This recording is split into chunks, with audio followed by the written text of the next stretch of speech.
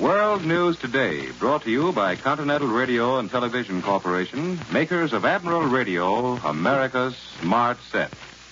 By shortwave broadcast, direct from important overseas stations, as well as leading news centers of our own country, CBS correspondents are waiting to bring you a complete report from the world's political and battlefronts. But first, here's Doug Edwards. German troops are evacuating the Mediterranean island of Sardinia while the fighting on the Italian mainland continues to go well for the American Fifth Army. Prime Minister Churchill has returned to Great Britain. American Ambassador Stanley has suddenly left Moscow and is en route to Washington for consultations. On the Russian fighting front, the Red Army continues to make tremendous gains. They're 30 miles from Smolensk, and they've recaptured Krasnograd. And in the Pacific, American forces have carried out a heavy attack on Jap targets in the Gilbert Islands. Now, for our first news direct from overseas, Admiral Radio takes you to CBS Algiers. Winston Burdett reporting. The Fifth Army continues to make steady progress on the whole of the Salerno Gulf front. The Allied offensive, which started last Thursday morning, has driven a broad salient in the central sector and bent the German lines back to a point 12 miles inland in the south. German resistance is officially said to be weakening down on that southern flank, which is just as one would expect, as it is there that the 5th and 8th Armies meet. Today, the main force of the 8th Army is piling up the coast road to join the 5th in one solid front. The three Allied armies are closing in, straightening and shortening their line across the breadth of Italy. From the Taranto area and from Bari on the east coast, there is nothing to report. But we expect to have good news from that sector very soon. In the days to come, as our forces drive against the German Salerno positions from the south and east, and as reinforcements for the Fifth Army keep pouring in increasing numbers, our first large-scale land offensive should really begin to roll. There'll be a considerable German force against us, backed by huge supply dumps throughout the Naples area. What we have met on the Salerno beachheads is just the beginning. One significant development in the past 2 days is that the enemy has begun digging in and building fixed machine gun posts at many points. He may be preparing to abandon his recent mobile tactics and try a more static kind of defense. He may be preparing to withdraw the main body of his forces from the Salerno area, leaving an artillery screen to hold us in check. Already he has begun to thin out, and there have been no reports of German counterattacks over the weekend. The Luftwaffe also has been showing less and less fight over the Salerno battlefront.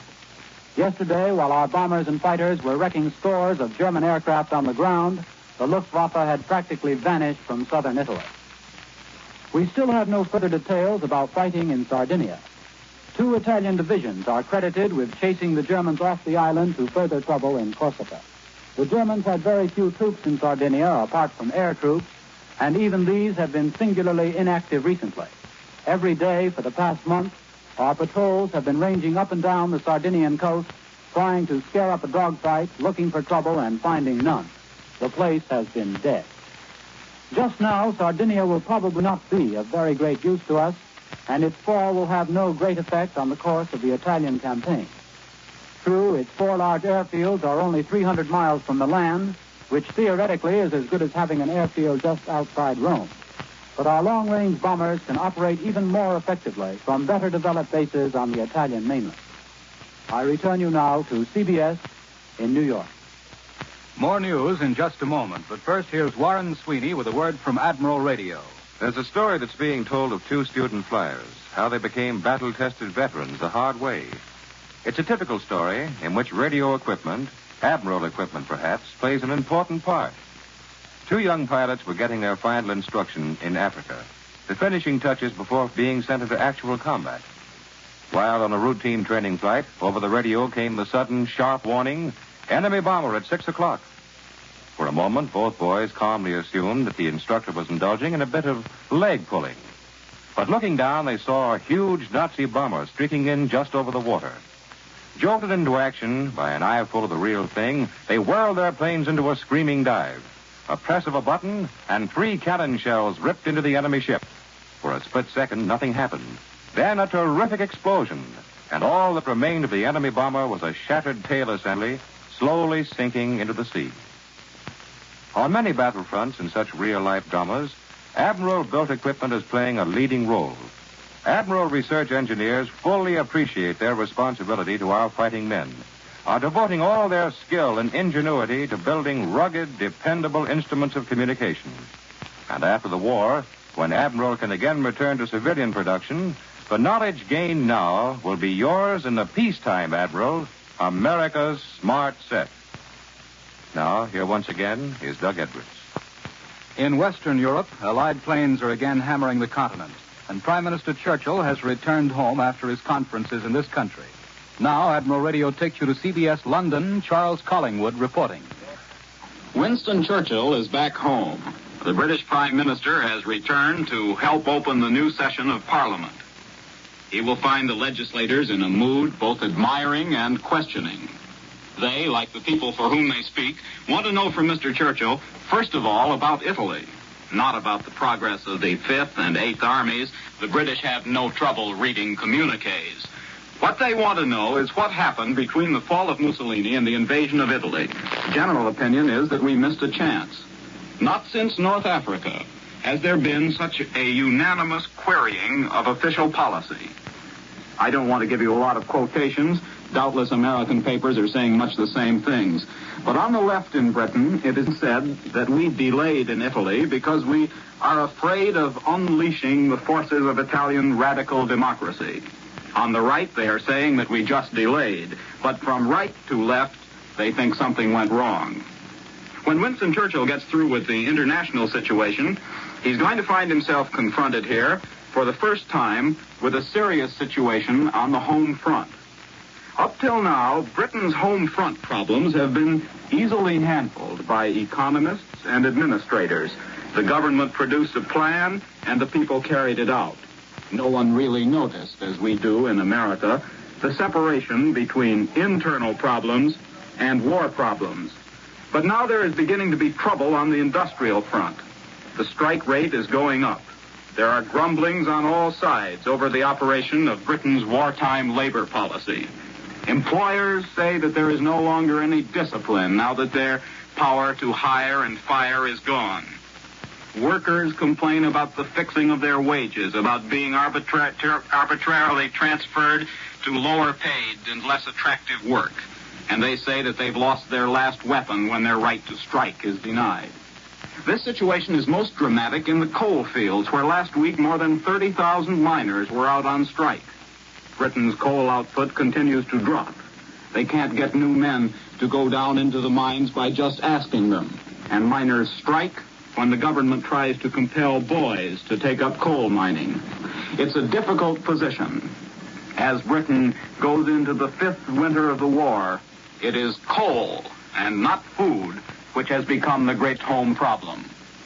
I return you now to New York. Allied planes from the Middle East have again attacked Italy.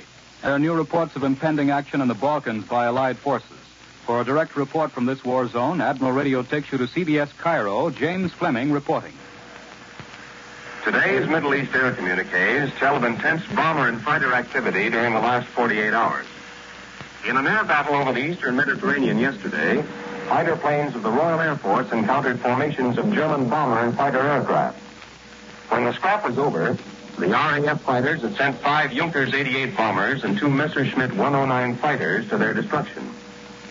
Last night, Wellington bombers were over the largest island of the Dodecanese group, Rhodes. Here they attacked the important enemy-held aerodrome of Marita, starting a fire among the buildings on the field. Friday night, Liberator and Halifax bombers attacked Foggia in eastern Italy. The RAF reports 3 aircraft missing from these and other operations. By daylight Saturday, heavy Liberators of the 9th U.S. Air Force struck out against Pasquera, the important communications center in eastern Italy. Once again, the target was the railway yards, a vital part of Germany's transport system within Italy.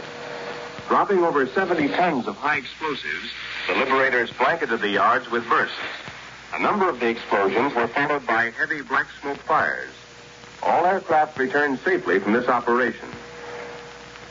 War can be wacky at times. There's the case of the Flying Parrot. Here in Cairo, there's a young flight lieutenant who has as an inseparable companion a gaily plumed parrot that he carries about perched on his shoulder. It's a moody, silent bird, this parrot, not given to careless chatter. and probably for good reason. For rumor has it that he's accompanied his master on more than one hazardous mission. Here, then, is a priceless opportunity for some enterprising publisher. If he can sign up this bird, he's got a story. Then there was that mechanic in the RAF from South Africa, a lad named Tailspin Carter. The other day, in a display of epic bad judgment, he somehow got astride the tail of a Spitfire just as it was taking off. For some 9.5 minutes, he hung on for dear life. The pilot, noticing that his aircraft was behaving strangely, took a look through his rearview mirror. For a moment, he thought he'd acquired a giant gremlin. And then he recognized the hitchhiker, banked his machine so the weight of his passenger was taken by the rudder, and made a perfect three-point landing. Tailspin Carter was okay, though a little windblown and plenty scared. This is James Fleming in Cairo. I now return you to New York. For a discussion of the situation on the Russian battlefields, here is Columbia's military analyst, Major George Fielding Eliot. The collapse of German resistance at the key fortress of Bryansk appears to have weakened the defensive structure of the whole German front in central Russia. Very rapid Russian advances, both northwest and southwest of Bryansk, have followed. And now a new drive, aimed directly at Smolensk, has opened with the capture, just announced by Premier Stalin in a special order of the day, of the towns of Dukhovshchina and Yartsevo, approximately 30 miles northeast of Smolensk. This constitutes a double threat to Smolensk, direct pressure by the new advance, and the danger that Roslavl, bastion of Smolensk on the south, may be taken by the Russians pushing out from fallen Bryansk. Farther south, the Russians yesterday reported the capture of Pavlograd, and today that of Krasnograd. These are two of the most important of the group of railway junctions just east of the great bend of the Dnieper River. Also yesterday, the Russians cut the Kiev-Poltava Railway at Mirgorod. This latter Russian gain leaves all of the forces east of Mirgorod, that is, all the German troops east of the Dnieper River all the way down to the Sea of Azov, dependent entirely on bridges over the Dnieper for supply and reinforcement or for withdrawal. The German lines in this area now roughly parallel the curving course of the great river and are from 25 to 40 miles distant from it. Toward the river bridges, the Germans seem to be retiring along their whole front, and there seems a likelihood that the Russians will cut off and capture considerable numbers of these retreating Germans. This likelihood is increased by the Russian capture of the German delaying force at Pryluki, which has been surrounded for the last 2 or 3 days, but has been holding out strongly so far. One important strategic result which the Russians may gain in the south is the retaking of the Crimea, from which the Romanian oil fields could be bombed at a range of something like 300 miles. The Russians are now only about 35 miles from the one remaining railway which serves the German garrison of the Crimea. And the retaking of Novorossiysk has given the Russian Black Sea Fleet a good harbor and thus afforded them considerably increased freedom of action. This may permit of the launching of amphibious operations against the German forces in the Crimea, such as those by which the Russians last winter recovered the port of Kerch and Theodosia and for a time threatened to surround and destroy the German besiegers of Sevastopol.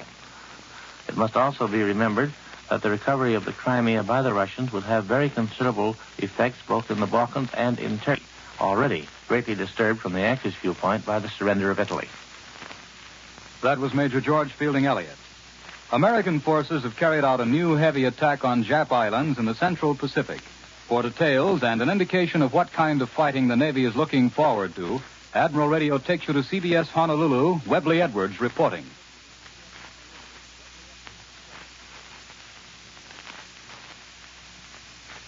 The Pacific Fleet carried out its obvious intention of hitting the Jap regularly and in strength by attacking in the Gilbert Island group Saturday night and Sunday East Longitude time. A communique released late last night by Admiral Chester W. Nimitz here at Pearl Harbor said strong Pacific Ocean area forces conducted heavy raids on the Jap bases at Tarawa Island in the northern Gilbert group and on Nauru Island west of the Gilberts. These operations were carried out according to plan during the night preceding and for a good portion of the day of September 19th, East Longitude time. Details of the operation are not immediately available. With the war in the Pacific into its 21st month, the United States Navy has given strong indication that it expects no quick or easy victory. 2 items point this up. Another new dry dock for repair of warships has just been completed, at Pearl Harbor and will be dedicated this week. The Navy is increasing its hospital facilities here in Hawaii to meet an increased wounded as the war mounts in tempo. There's every indication that the Pacific Fleet is preparing to strike at the Japs regularly and in strength. The fleet is ready and able to do this at any point from the far north all the way to the East Indies, perhaps in more than one place in quick 1-2 blows. The bulk of the Navy is in the Pacific, stronger than at any time in the nation's history. The surrender of the Italian fleet releases British sea strength from the Mediterranean to the Indian Ocean, thus further stretching the already wide coverage of the now defense-minded Jap fleet. This factor undoubtedly has played an important part in the plans of strategy mapped out by Admiral Nimitz and his staff for the coming fall.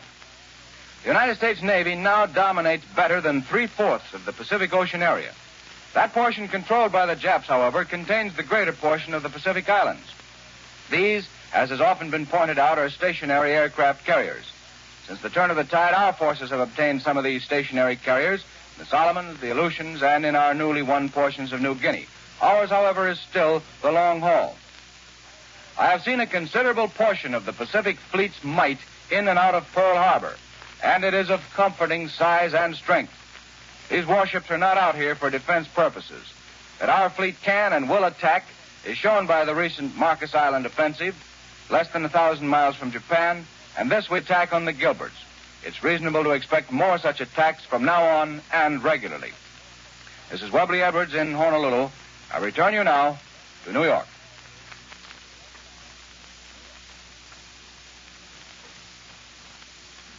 Here in our New York studio is Larry Meyer, war correspondent who has just returned from the Southwest Pacific area, where he broadcast for CBS World News.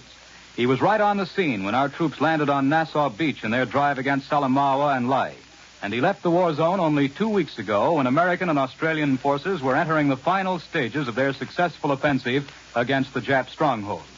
What's the situation there now, Larry? After 2 years of struggle in the Pacific, the picture at last is beginning to look more favorable.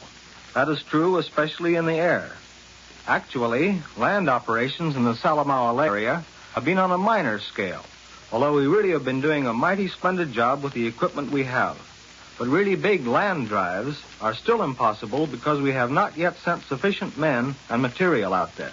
And how did we win at Salamaua and Lae? Our successes were due to the skill of our soldiers, our superior equipment, our air coverage, and most of all, the element of surprise. Our troops have proved themselves better fighting men than the Japs. And in actual combat, in the muck of the rotting jungle, they have blasted the myth of Japanese superiority in warfare in the tropical wilderness. And when they went after Salamaua and Lae, they sprang a double-barrel surprise. First, we landed troops at Nassau Bay and started thrusting towards Salamaua. While the Japs were concentrating on the defense of that base, we sent out another surprise force on the other side and outflanked them in the Lae sector. That was fairly easy going? Not a bit. I can tell you it was no picnic. I've been over that ground on bombing missions. I've hiked through the jungles and mountains with the troops and swung around Huon Gulf on barges and patrol torpedo boats. The natural obstacles are heartbreaking, and the Japs resisted bitterly. Yet we succeeded in opening a new phase of war, offensive war, in the Southwest Pacific. Are there any other factors in our success? Yes, superiority in the air.